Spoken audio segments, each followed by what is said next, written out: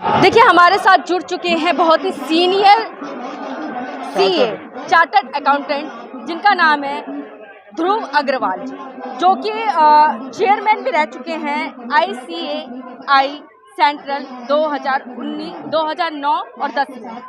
Sir आज जो CA हैं यानी कि चार्टर्ड तमाम चार्टर्ड अकाउंटेंट जो हैं, जो सरकार ने बिल पास किया है लेकर आई है, इससे कितना नुकसान होगा?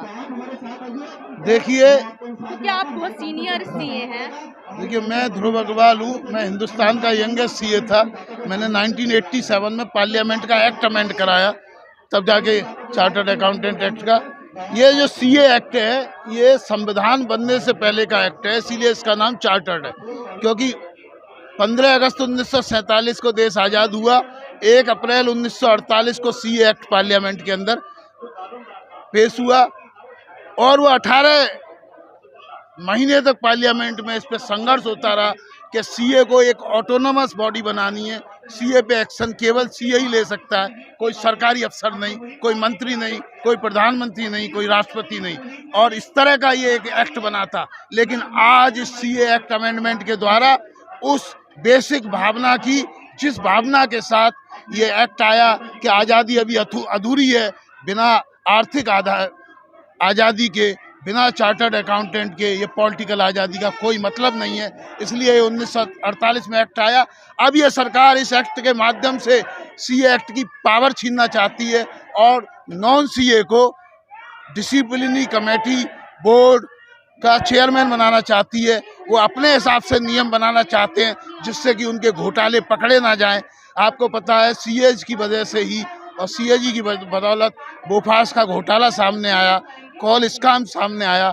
लेकिन भारतीय जनता पार्टी और आज की सरकार ये नहीं चाहती कि उसके घोटाले भी सामने आए, तो वो institute of the chartered accountant की पावर छीनना चाहती है, कंपनी सेक्रेटरी की पावर छीनना चाहती है और एक नया इंस्टीट्यूट ऑफ अकाउंटेंट एक पीजी कोर्स की तरह से बनाना चाहती है, जिससे चार्टर्ड अकाउंटेंट की समानांतर एक बॉडी खड़ी किया जाए। आपको लग रहा है कि कहीं ना कहीं सरकार अपना गुलाम बनाना चाह रही है? बिल्कुल बिल्कुल। सरकार क्या कर रही है, सरकारी कंपनियां प्राइवेट को बेच रही है और ऑटोनोमस बॉडी हैं उन पर नियंत्रण करती जा रही है, जिससे कि वो तानाशाही रहे।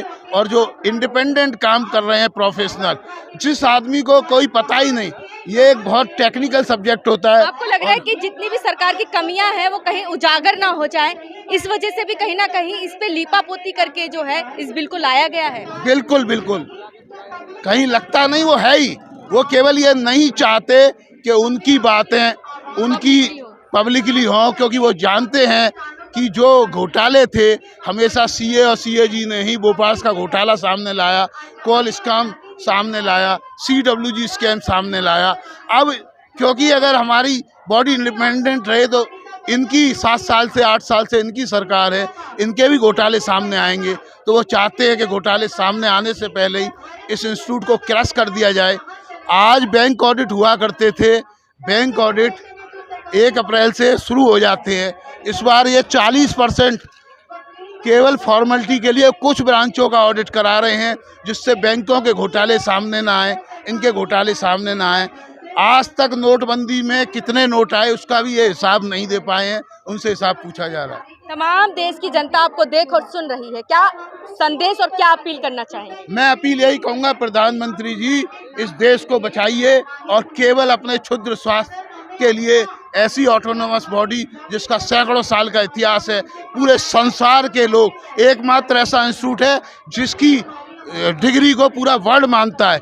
आप डॉक्टरी इंडिया से करें तब भी आप अमेरिका में प्रैक्टिस नहीं कर सकते, लेकिन सीए आपने इंडिया से की है। उसको जब मैं चेयरमैन था, मैंने बाकायदा आगरा के अंदर बैठक करा के यूएसए के समकक्ष इसको रखा, इंग्लैंड के समकक्ष इसको करवाया, ऑस्ट्रेलिया के समकक्ष इसको करवाया, न्यूजीलैंड के समकक्ष कराया, कनाडा के समकक्ष कराया। आज पूरे संसार के अंदर Indian institute of chartered accountant की डिग्री को बिना किसी एग्जाम के और सिंपल तरीके से वो प्रैक्टिस की पावर है। चाहे हम अमेरिका में कर सकते हैं, लंदन में कर सकते हैं, ऑस्ट्रेलिया में कर सकते हैं, न्यूजीलैंड में, पूरा संसार Indian institute of chartered accountant को मान रहा है और उसको स्ट्रेंथन कर रहा है। लेकिन हमें ये दुर्भाग्य है कि भारत की सरकार इसको ख़त्म करना चाहती है। मेरा अनुरोध है, आप अपने क्या कहते हैं, आपकी कोई संस्था भी है? भारतीय उद्योग व्यापार मंडल जो 14 करोड़ व्यापारी की संस्था है, 50 साल पुरानी संस्था है, इसका मैं राष्ट्रीय महामंत्री बना हूँ। तो इसके आपने मंडल जो संस्था है उसके तत्वाधान के तहत बैनर तले आप इन लोगों की कितनी मदद करेंगे? देखिए, इनकी आवाज को कितना जो है जनता तक लेके जाएंगे और इनकी मांगे जो ये मांग रहे हैं कितना इनको फुलफिल करवाएंगे?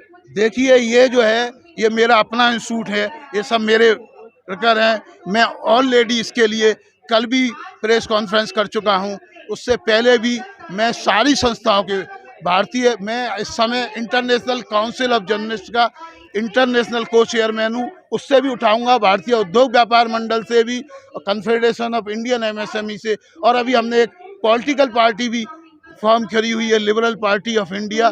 50 पार्टियों का गठबंधन है उसके साथ साथ, और बड़ी बड़ी पार्टियां भी हमारे साथ, एनसीपी समेत शरद पवार जी भी से भी हमारी मुलाकात हुई, और सभी से करके हम इस मुद्दे को पूरे देश के कोने कोने तो सही, उसके अलावा सारे एनआरआई विदेशों तक इसको पहुंचाऊंगा, और हम इसको वापस करा के रहेंगे, ये हमारा वादा है आपसे। बहुत ही अच्छी जानकारी का साझाकरण माननीय आपके द्वारा।